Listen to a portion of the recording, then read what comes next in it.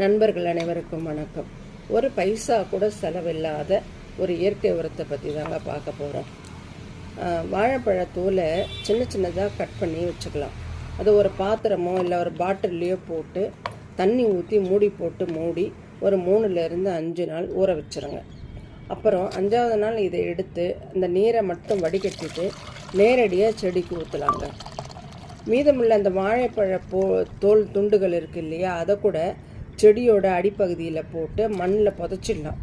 இந்த முறையால் செடிகளுக்கு தேவையான ஊட்டச்சத்துக்கள் கிடைக்கிறதோட பூச்சி தொல்லையும் ஓரளவுக்கு குறையுங்க. இந்த வாழைப்பழத்தோலில் தண்ணியில் ஊற வச்சு செடிக்கு ஊற்றுறது ஒரு சிறந்த இயற்கை உரம் தாங்க.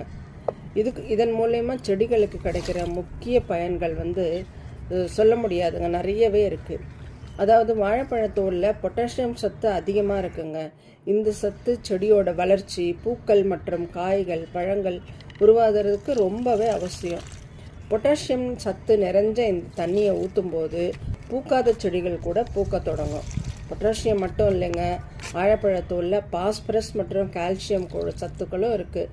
இது செடியோட வேர் வளர்ச்சி, நோய் எதிர்ப்பு சக்தி மற்றும் ஒட்டுமொத்த ஆரோக்கியத்துக்கும் உதவுது.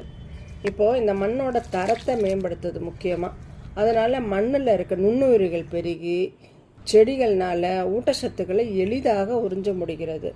வாழைப்பழத்தோலை வீணாக்காமல் வீட்டிலேயே எளிதாகவும் செலவில்லாமையும் இந்த உரத்தை தயாரிக்கலாம். ஃப்ரெண்ட்ஸ், நீங்களும் உங்கள் செடிகளுக்கு இதை பயன்படுத்தி பாருங்கள்.